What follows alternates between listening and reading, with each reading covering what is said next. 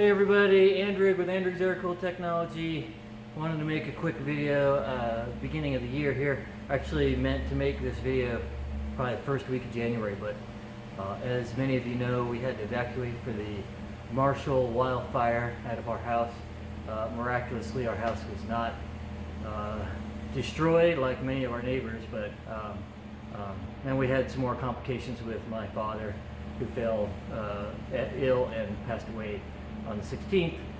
So you know, things have been a little crazy at the beginning of this year, and we haven't been able to really get back to kind of full swing of things until just recently. But wanted to give you guys a quick update on what I'm doing. One of the big things I'm doing next, which is a full prototype that's going to install on the car for the front double A-arm suspension.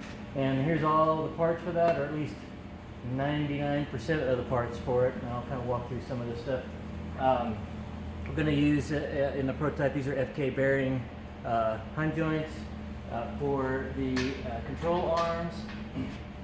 All of these pieces that are here, I haven't opened yet, but took an inventory.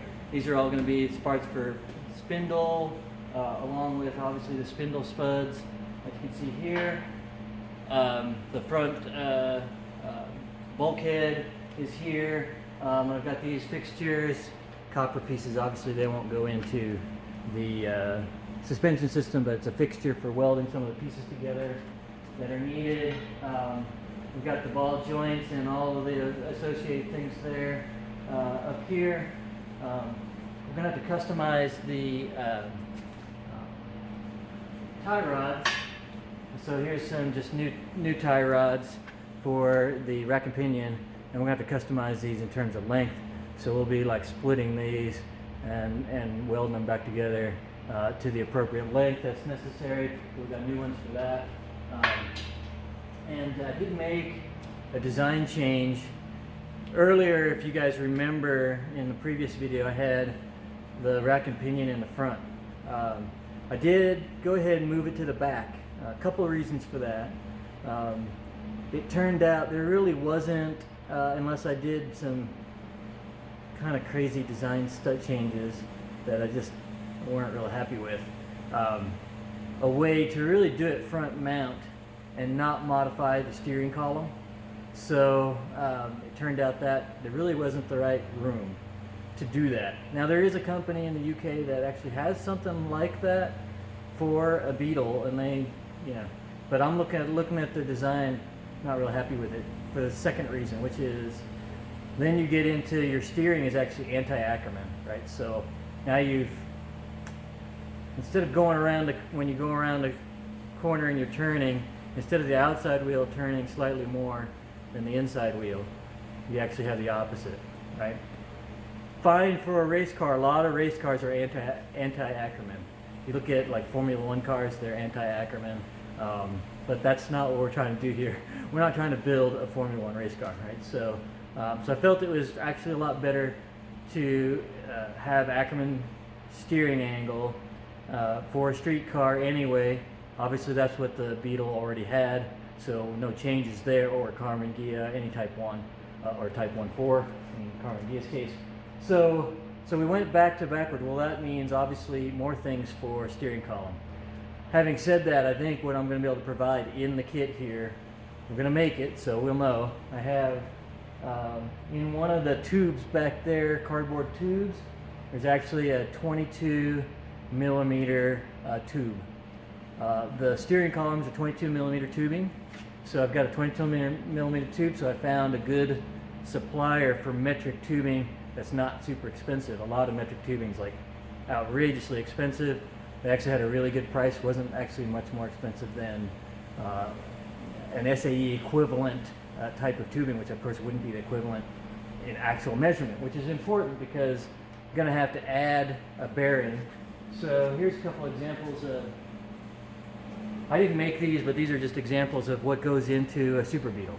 So the Super Beetle, when they moved from the worm and roller steering box to rack and pinion, they actually moved it to the rear of the suspension, further back in the car, and of course the steering column changed. So The steering column is much shorter, and it has a nice long coupler. And these bearings actually were used to support the steering column coming out of the chassis, right, out of the sheet metal work at the firewall. These won't work for my application because it's a little different, but I bought these just as an example, just to play around with. I'm going to be making my own bearings, support bearing for it, and I'll make a shortened steering column that'll go right into the car.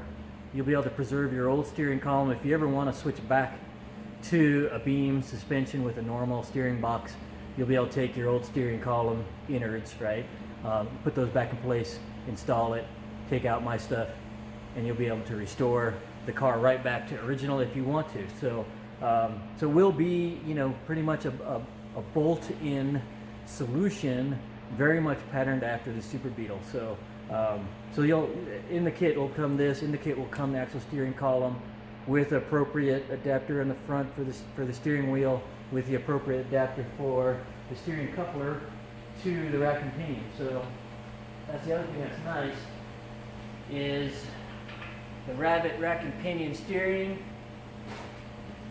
you know, works with, it has the same spline pattern as the Super Beetle. Now this is the longer coupler that the rack and pinion steering Super Beetles had, and these are available on the market, no problem. So I can get these.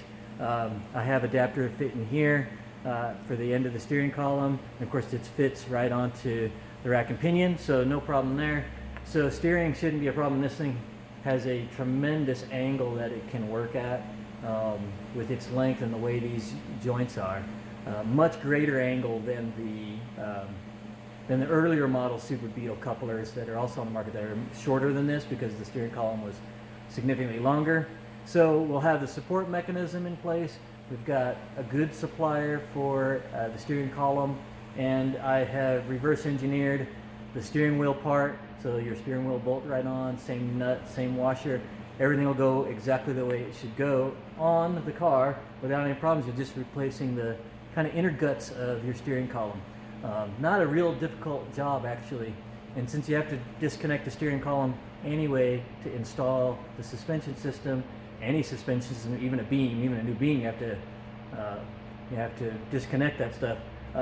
You know, just one extra step of pulling out the innards, putting in my new shortened column, putting on this adapter. It should actually be a fairly easy experience. So no cutting extra holes, no welding, no having to seal up extra holes, seal up the original hole for the steering column, nothing like that. It'll just install right in the box, and these will actually just be a little bit of a kind of tap in to the end of the outer sleeve of the steering column, the outer tube. A bearing like this will go in there. So we're working on that still, but we have everything figured out on how to do that, and we'll get the exact length by installing an actual car, right, and see exactly how long everything needs to be, and really finalize the design through essentially prototyping on the car in the background. So that's going to be great. I think it's obviously going to make the kit more expensive, but I think it's a better solution in terms of drivability of the car, handling, tire wear, all those things will be fairly normal, and I'll be able to have essentially the same steering geometry that you have today in a stock Type 1 Beetle or Carmen Ghia without issue. So I think it'll go together nicely that way. You know, it's going to have, like I said before, Volkswagen parts, right? So it's a Volkswagen steering rack from a Rabbit. It's a Volkswagen OEM ball joints and all that kind of stuff. I made one change on the shocks. I went to the, whoops, dropped that. Went to the slightly longer QA1 shock, which will be good for wheel, better wheel travel, because I was running out of wheel travel in my suspension. So got the shocks all set, and those are single adjustable shocks, so you can adjust the ride quality on those shocks. And if you're using it even in a racing environment like a track car or whatever, this suspension, these things dial all the way up to, real stiff, for track usage. So if that's the application you choose to do, you can make a much softer ride for the street. And you can do both, best of both worlds. You can adjust it down for street use, and then if you take the car for a track day or something like that, if that's what you do with your car, you'll be able to just adjust those things up, dial them in on the track. So we got the springs, that's all set. We have another fixture here. It's the fixture that I made that's actually for creating the A-arms themselves. So the tubing will go in here. This actually holds the ball joint, where the ball joint presses in, etc. So some stuff like that. So this is for just to make the manufacturing easier and repeatable, right? So the A-arms will always come out the way they're supposed to come out.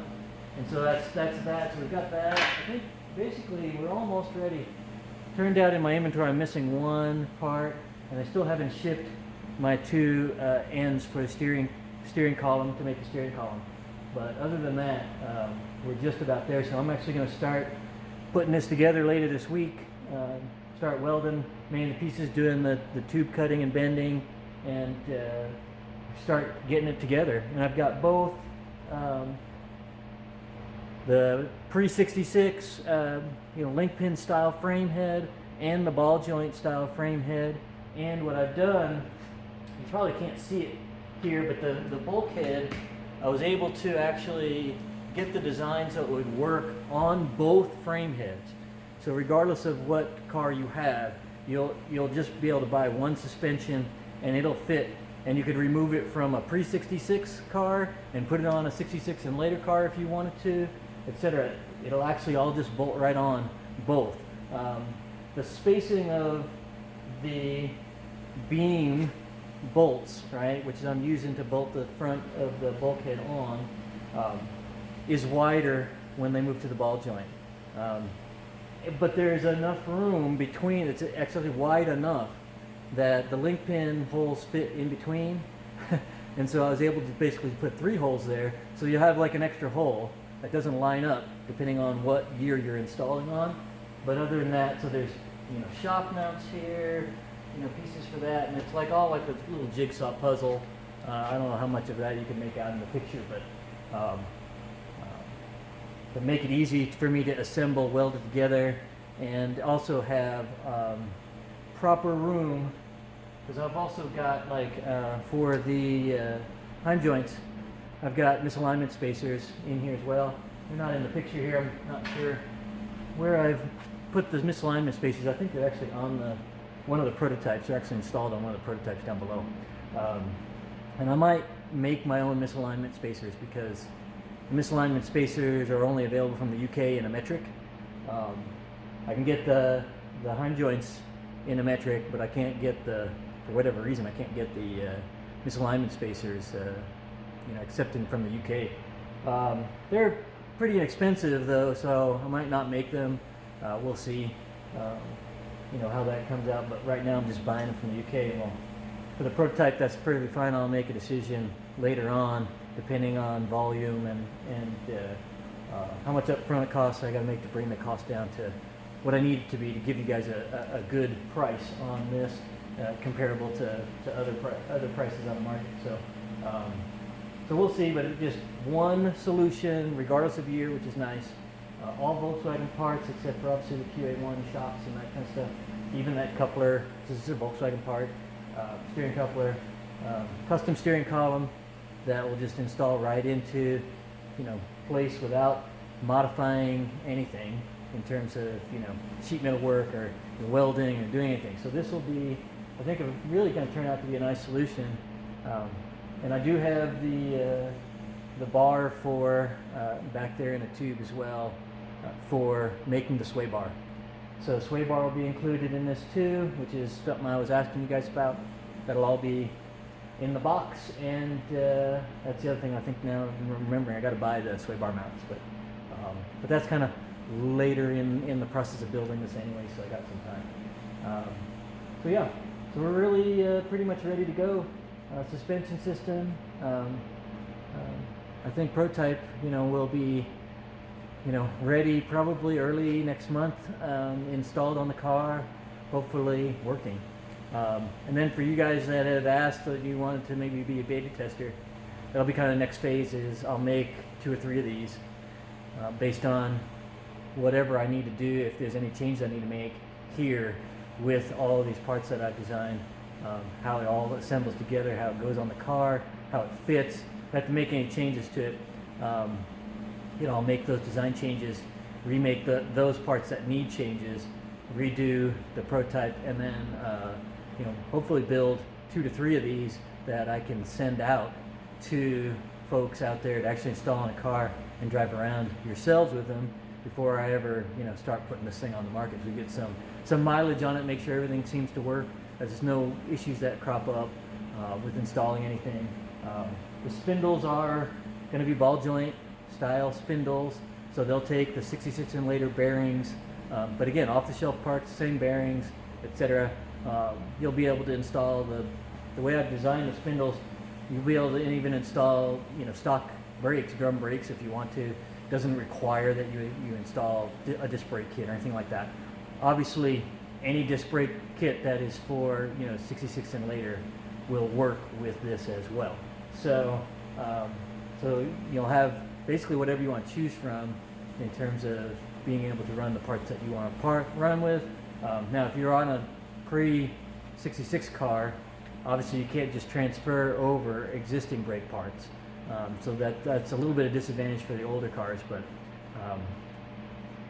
they don't really make link pin spindle spuds. Nobody does that. I could probably reproduce them, but that'd probably be fairly expensive to do, unless there was a volume market I could sell them individually, which I'm not really sure there would be. So, but anyway, that's what we've got going, and I've got other things going for this year as well. As you guys know, I've got the. Let me walk these in.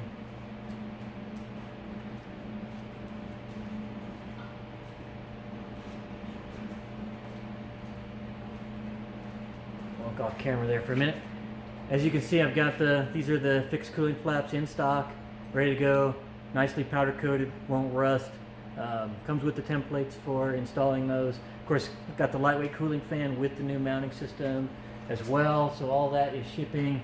And I am developing some more cooling parts. I've got an entire new cooling system that I'm developing from scratch, but I've also got some other things for existing cooling systems in the works, and I bought some additional equipment, and hopefully that equipment will let me make some of these things. Not really sure when I'm going to get it equipment wise, but I should also have some things like velocity stacks that are a flow improvement, some other parts as well. So we just got a lot of different things going on for this year. Hopefully I can get the suspension system out. I can get some more of the cooling products out, as the year unfolds, and the things like the velocity stacks and some other things that I have ideas for on the market as well. We'll just keep, trying to get some new parts out to you guys that are, innovative in some way, right? I think I'm looking excited for this year. Looking forward to as we get this stuff done, especially this suspension system. This is something that I've kind of dreamed of for a long time. After this suspension system, I was going to do rear suspension system, but I've decided not to do that outside of the chassis I want to create. So the reason for that is I can make a bolt-on rear suspension system that's really nice, that has all the adjustability for handling and everything that I'm doing in the front suspension, but I think it would actually add too much weight to the rear of the car.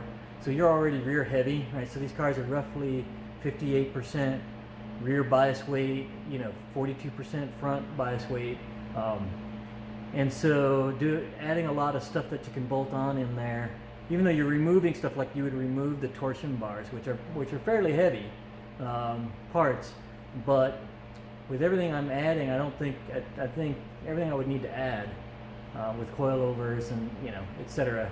on the rear, I'm not so sure it would come out well weight distribution wise, and it would add a lot of stuff back there, and you really can't.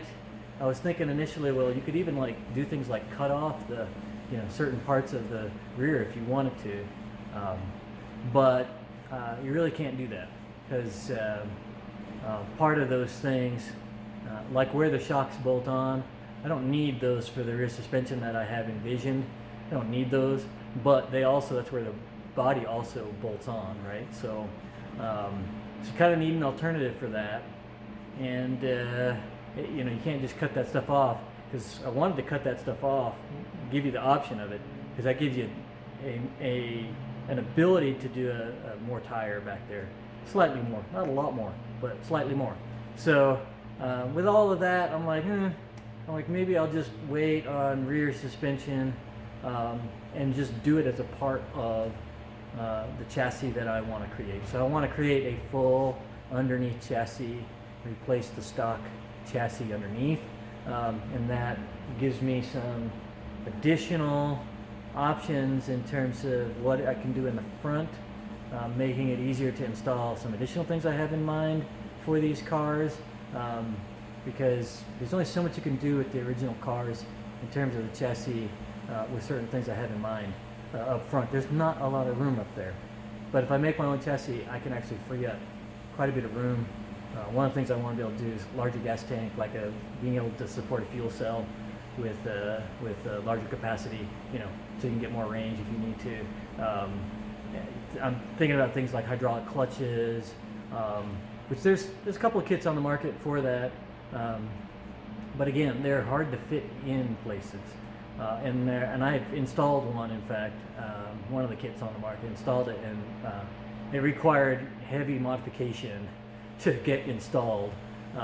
But when you run in a high performance engine with one of these clutches, anything over a 1,700 pound clutch, even a 1,700 pound clutch will sometimes break the clutch cable, right? And of course, the amount of force that's required, right, with your leg doesn't make it very comfortable to drive. So I'd like to do my own hydraulic clutch kit, but it becomes somewhat interesting packaging wise, where you put everything. Where do you put the slave cylinder is pretty easy on the back. Where do you put the master cylinder in the front? Does it require then someone's got to drill holes through the firewall of the car, and all these kinds of things. So